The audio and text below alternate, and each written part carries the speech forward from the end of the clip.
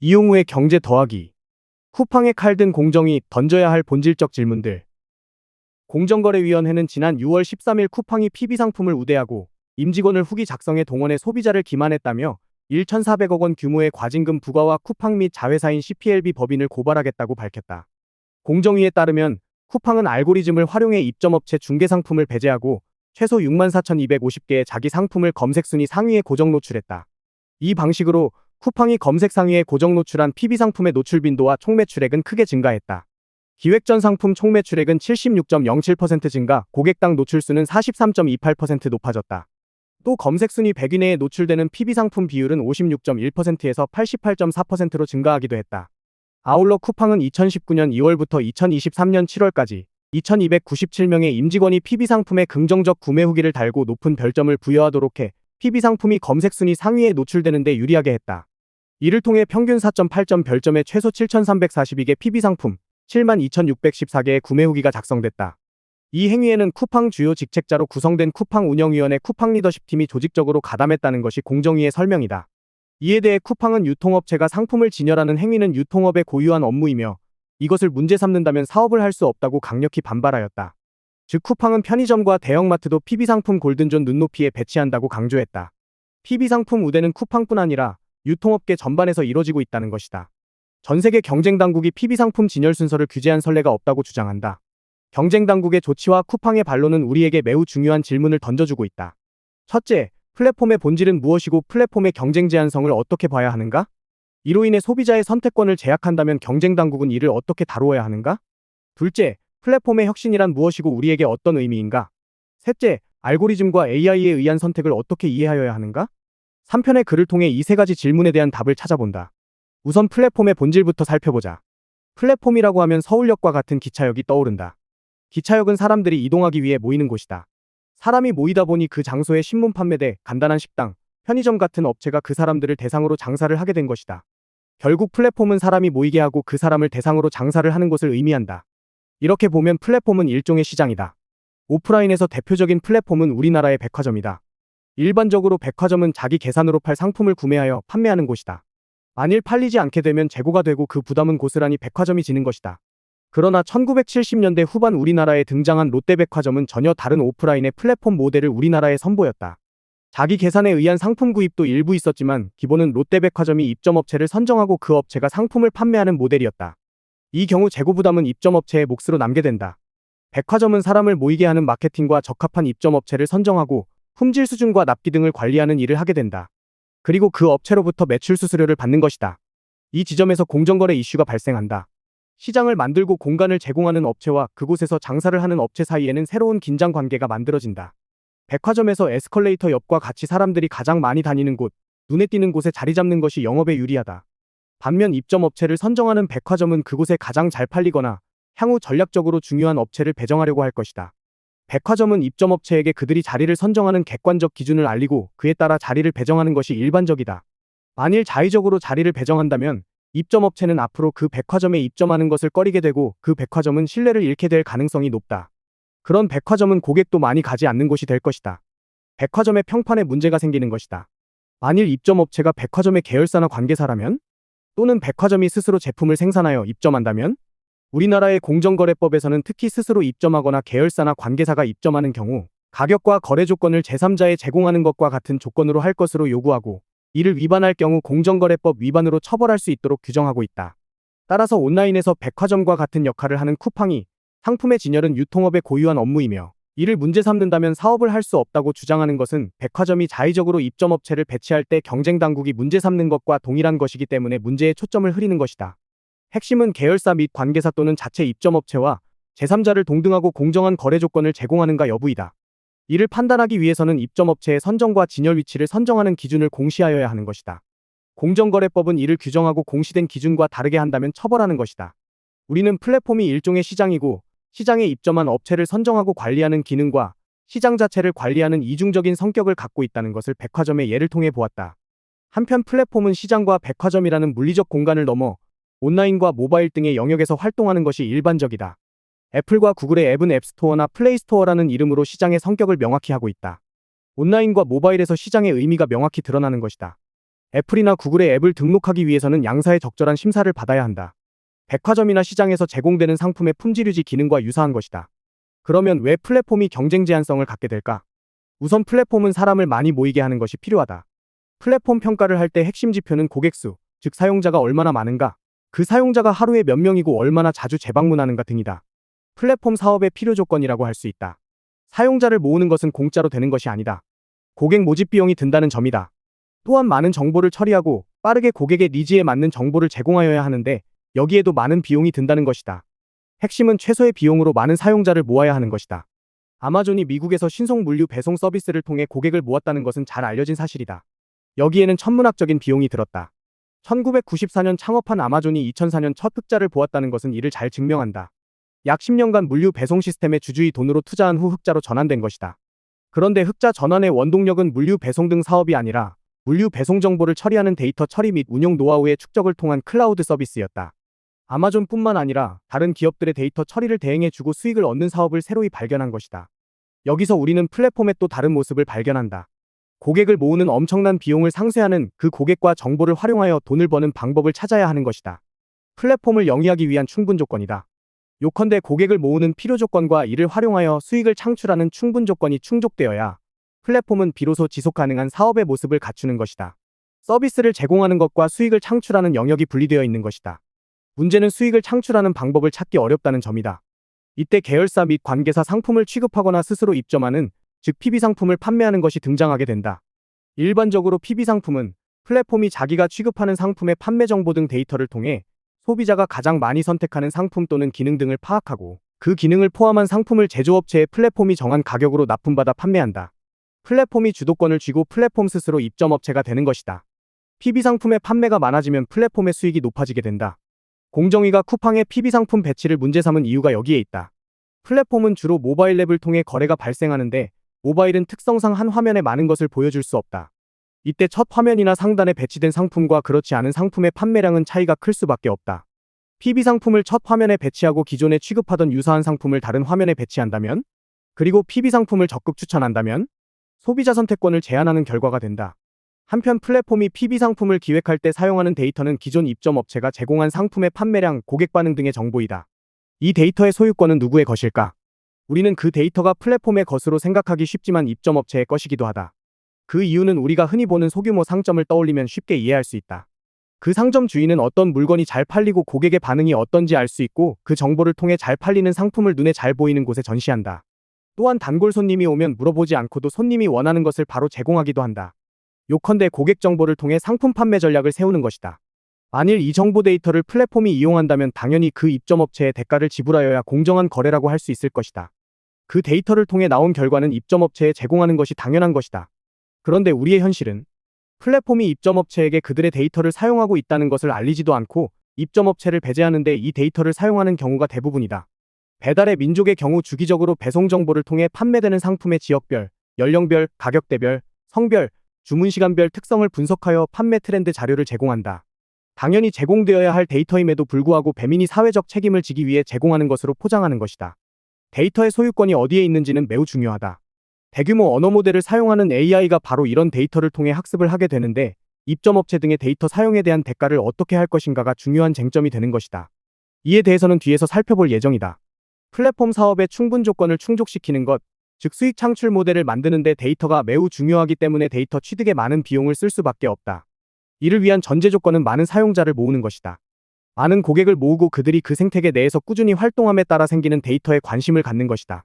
쿠팡이 로켓 배송 개념에 주목하고 물류 배송 시스템을 구축한 것도 결국 이런 데이터를 확보하기 위해서이다. 문제는 투자 비용이다. 로켓 배송을 위해서는 대규모 물류센터와 배송을 담당하는 배송기사를 포괄하는 배송망이 필요하다. 물류센터 하나를 건설하는데 지역별로 차이가 나지만 최소한 1,000억 원에서 5,000억 원의 비용이 든다. 부지 확보, 자동 분류 시스템 등 자동화 설비뿐만 아니라 분류 작업에 투입되는 노동자 확보 등 설비 운전 자금이 필요한 것이다. 쿠팡이 최근 적자에서 벗어나 흑자로 전환되었지만 누적 결손이 7조 원가량 되는 이유가 바로 여기에 있다. 이 비용을 최소화시키는 것이 쿠팡의 과제인데 이 과정에서 쿠팡 물류센터의 열악한 노동 조건이 사회적 문제로 등장하게 되었다. 냉난방 시설 등을 갖추는 것도 비용이기 때문이다. 쿠팡이 로켓 배송을 통해 고객을 유치하고 데이터를 확보하려는 것은 쿠팡이 스스로 선택한 것이고 플랫폼 사업을 하기 위한 전제 조건인 것이다. 물류 배송 시스템은 기존의 유통업체와 전문적인 물류회사도 갖고 있다. 쿠팡은 로켓 배송을 통해 경쟁사들의 고객을 자사의 고객으로 전환시키고 그 고객이 지속적으로 이를 사용하고 고객도 빠른 배송의 이점을 충분히 경험하여 경쟁사로 이탈하는 것을 방지하려 했다. 쿠팡의 적자를 계획된 적자라고 하는 것이다. 로켓 배송을 경험한 고객들은 기존 경쟁업체로 돌아가지 않는다. 일종의 중독과 같은 현상이 발생한다. 경쟁업체를 압도하는 엄청난 투자를 통해 고객에게 새로운 경험을 제공하여 고객을 묶어두고 경쟁업체를 시장에서 축출시켜 독점적인 지위를 갖게 되는 것이다. 플랫폼이 이와 같이 경쟁 제한성을 갖게 되는 것을 지적한 논문을 발표한 리나카는 2021년 미국 연방거래위원회 위원장으로 취임하여 플랫폼의 경쟁 제한성을 적극적으로 규제하기 시작하였다. 아마존의 반독점 역설이라는 제목은 1978년 로버트 보크의 책 반독점 역설을 패러디한 것이다. 보크의 주장은 미국 반독점 정책 흐름을 바꾼 것으로 평가된다. 이 책이 나오기 전까지 미국 반독점 정책은 경제 주체의 행위와 구조가 경쟁을 제한한다고 판단되면 이 행위를 제한하고 구조를 바꾸는 조치를 시행하였다. 보크는 행위와 구조에 더해 그 결과가 소비자의 후생을 높였는지 아니면 떨어뜨렸는지를 봐야 하며 설령 행위와 구조에 문제가 발생할지라도 소비자 후생을 개선시키는 결과를 가져온다면 규제할 필요가 없다고 주장한 것이다. 이 책 이후 반독점 판결에서 경제적 분석이 포함되었고 소비자 후생의 변화 여부가 중요한 기준이 되었던 것이다. 칸이 주목한 것은 플랫폼이 선수와 심판이라는 이중적 지위를 갖는다는 것, 경쟁에서 축출된 기업은 다시 시장에 진입하기 어렵다는 것에 주목하였다. 우리는 플랫폼이 일종의 시장의 성격을 갖는다고 보았다. 시장의 질서를 유지하고 관리하는 것은 심판의 역할이다. 시장을 유지하고 관리하는 업체가 동시에 시장에서 상품을 취급한다면 이해상충이 필연적으로 발생한다. 플랫폼 사업의 비용, 수익 구조를 고려한다면 스스로 입점업체가 되고 다른 입점업체와 경쟁하는 상황이 되면 심판의 역할을 하는 시장이 자기 회사나 관계사 및 계열사 상품이나 서비스를 지원할 요인이 생기게 되는 것이다. 칸은 위에 논문을 발표한 이후 플랫폼 업체가 입점업체가 되는 것을 방지하기 위해 플랫폼과 입점업체의 분리가 필요하다는 논문을 발표했다. 우리에게 익숙한 금융과 산업의 분리라는 논리와 매우 유사한 주장이다. 금융은 산업에게 자금을 공급하는 역할을 하는 존재이며 그 산업의 신용을 금리라는 가격을 통해 정하는 심판의 역할을 한다. 한편 산업은 금융을 통해 자금을 조달하는 존재이다. 만일 이 두 가지 역할을 동시에 수행한다면 필연적으로 계열기업을 우대하여 가격 기능을 왜곡시키는 현상이 발생한다. 그런 의미에서 선수와 심판을 동시에 하는 것을 방지하기 위해 금산분리 원칙이 등장한 것과 유사한 주장이다. 계획된 적자를 언제까지 가져갈 수 있는지와 고객이 상품을 구매할 때까지 일시적으로 보관하는 자금은 고객이 많을수록 이용 빈도가 높을수록 플랫폼의 생존 가능성은 커진다. 초기의 대규모 자금 투입은 한편 새로운 플랫폼이 이 사업에 뛰어드는 것을 어렵게 만드는 진입장벽을 만들어 경쟁을 제한하거나 경쟁업체를 축출하는 요인이 된다. 이미 주요한 플랫폼 기업이 있을 때 새로운 경쟁자가 이 시장에 진입하려면 기존 플랫폼 기업보다 나은 고객 편의성을 제공하여야 하고 이를 위해서는 기존 업체보다 더 큰 자금을 투입하여야 할 뿐만 아니라 기존 기업이 이미 학습을 통해 확보한 데이터 처리 운용 노하우를 극복할 수 있어야 한다. 네트워크 효과를 통해 이미 시장에서 지위를 확보한 업체와 경쟁하기 어렵다. 네트워크 효과란 특정 상품에 대한 어떤 사람의 수요가 다른 사람들의 수요에 의해 영향을 받는 효과이다. 네트워크 효과는 일단 어떤 상품에 대한 수요가 형성되면 이것이 다른 사람들의 상품 선택에 큰 영향을 미치는 현상이다. 미국 경제학자 H. 라이벤스타인이 소개한 개념이다. 특정 제품을 사용하는 소비자가 많아질수록 해당 상품의 가치가 더욱 높아지는 현상인 네트워크 외부 성과도 통하는 개념이다. 사용자들이 몰리면 몰릴수록 사용자가 계속 늘어나는 것으로 제품이나 서비스 자체 품질보다는 얼마나 많은 사람이 사용하고 있느냐가 더 중요하다. 누군가의 특정 상품에 대한 수요가 주위 사람들에게 영향을 미쳐 그 상품을 선택하는 사람들이 증가하는 효과가 나타나기 때문이다. 네트워크 효과는 선순환 구조를 만들어낸다. 다수의 소비자가 구입한 재화는 다른 사람들에게도 효용이 높은 재화로 인식될 가능성이 높기 때문에 구매를 유인하는 효과가 발생하며 이에 따라 소비자의 수는 증가하게 된다. 따라서 많은 고객을 확보한 플랫폼이 존재할 경우 새로운 경쟁자가 진입하기는 매우 어렵게 된다. 리나 칸이 아마존의 반독점 역설이라는 논문을 통해 플랫폼 기업의 독점적 성격을 지적한 것도 네트워크 효과와 진입장벽에 주목한 것으로 플랫폼 자체가 독점성을 갖는다는 것을 보여준 것이다. 공정위가 쿠팡에 대해 1,400억 원의 과징금을 부과하였을 때 쿠팡은 로켓배송 상품을 자유롭게 추천하고 판매할 수 없다면 모든 재고를 부담하는 지금과 같은 로켓배송 서비스를 더 이상 유지하기 어렵다. 만약 공정위가 이러한 상품 추천 행위를 모두 금지한다면 우리나라에서 로켓배송을 포함한 모든 직매입 서비스는 어려워질 것이다. 쿠팡이 약속한 전국민 무료 배송을 위한 3조 원 물류 투자와 로켓배송 상품 구매를 위한 22조 원 투자 역시 중단될 수밖에 없다고 주장하였다. 그러나 이 주장은 쿠팡이 로켓 배송을 통해 계획된 적자를 발생시키고 경쟁자를 배제하여 수익을 얻는 플랫폼 사업의 본질적 특징을 교묘하게 회피하는 것이다. 로켓 배송을 위한 투자가 전국민 무료 배송을 위한 자선 사업인가? 아니다. 위에서 살펴본 바와 같이 플랫폼 사업을 영위하기 위한 필요 조건이자 전제 조건이기 때문이다.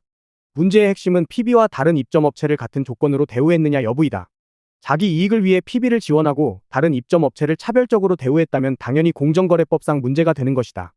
공정위가 문제 삼은 것은 바로 입점업체 배치에 대해 알고리즘을 활용하여 PB 상품을 잘 노출될 수 있도록 하고 자사 직원들이 구매 후기를 작성하여 PB 상품을 좋게 평가하는 반면 다른 업체는 나쁘게 인위적으로 평가하여 소비자의 자유로운 선택을 방해하였기 때문이다.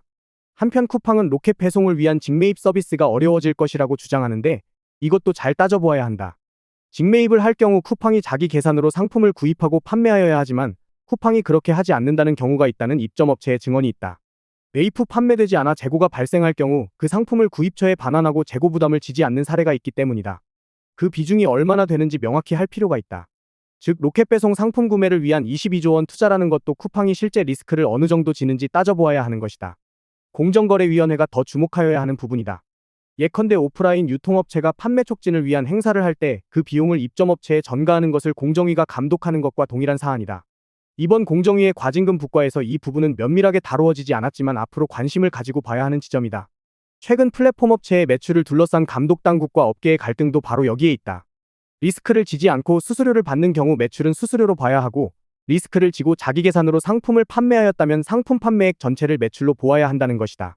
단순한 중개인가 아니면 플랫폼이 책임지는가의 문제인 것이다. 공정위가 금융위원회와 함께 플랫폼의 경쟁 제한성을 다루어야 할 부분 중 하나는 거래가 이루어졌을 때 입점업체에게 지급되어야 할 결제자금이 어떻게 활용되는가이다. 플랫폼의 경우 입점업체가 물리적으로 상품을 진열하는 것이 아니고 거래 정보를 바탕으로 직접 배송하거나 쿠팡 물류센터에 보관시킨 상품을 배송하게 된다. 대금 결제에 소요되는 기간이 핵심이다. 쿠팡의 결제 소요기간은 소비자가 구매 결정을 하면 그 시점으로부터 19일에서 60일 정도가 소요된다고 알려져 있다. 결국 소비자가 결제한 금액이 일정 기간 플랫폼에 보관되는 것이다. 그러면 이 돈은 누구의 것인가? 고객의 물품 대금을 일시적으로 보관하고 있는 것이다. 플랫폼에게는 항상 일정 금액이 예치되는 상황이 발생한다. 우리나라에서는 이 자금의 운용에 대한 제한이 없다. 이 자금을 플랫폼의 운영자금으로 써도 문제가 없다. 만일 플랫폼이 별도의 용도로 사용한 후 플랫폼이 도산한다면 문제가 심각하게 된다. 국회 정무위원회 국정감사에서 이 문제가 지적되었고 이 자금을 별도의 계좌에 보관하거나 보증보험에 가입하여 소비자를 보호하는 장치를 두게 되었다. 이 예치된 자금의 이자는 고객의 것인가 아니면 플랫폼의 것이 될까? 논리적으로는 고객의 것이거나 입점업체의 것이다. 중국의 알리페이와 같은 간편결제 서비스에서는 그 자금이 고객의 것이기 때문에 고객에게 이자를 지급하게 되어 있다. 이런 간편결제 서비스의 규모가 몇 경원에 이르기 때문에 그 이자를 지급하기 위해서는 지급이자를 초과하는 자금을 운용하여야 한다. 이른바 그림자 금융의 문제가 발생한다. 고객 자금을 보관 운용하는 것은 은행에서 예금을 받는 것과 유사하기 때문에 요구불예금 운용에서 요구되는 지불준비금을 적립하는 의무를 중국 금융당국이 도입하였다. 이 문제는 금융안정과 관련된 것으로 공정위와 같은 경쟁당국이 규율하는 사안이 아니지만 경쟁당국이 관심을 가져야 하는 부분은 결제 소요기간이다. 쿠팡의 경우 19일에서 60일이 걸리는데 그 기간이 짧을수록 입점업체에 유리하다. 오래전 사용되었던 약속어음의 만기와 유사한 구조를 갖는다. 공정거래법은 그 기간이 일정 기간을 초과할 수 없도록 규율하고 있다. 경쟁당국은 적절한 결제 소요기간을 규정하고 이를 초과하는 기간에 대해서는 입점업체에 그 기간에 해당하는 이자를 지급하거나 그 대가를 주는 방식 등 플랫폼과 입점업체의 힘의 균형을 만들 수 있도록 하여야 한다.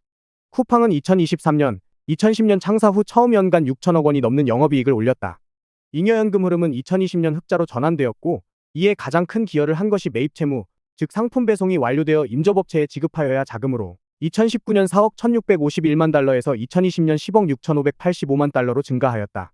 결국 쿠팡이 엄청난 계획된 적자에도 불구하고 지속적으로 투자를 할 수 있는 원동력은 주주들의 자금과 입점업체와 고객들의 자금이 있었기 때문이다. 이를 기반으로 쿠팡이 경쟁 유통업체를 경쟁에서 배제시킨 것이다. 2편으로 이어집니다. 더 칼럼니스트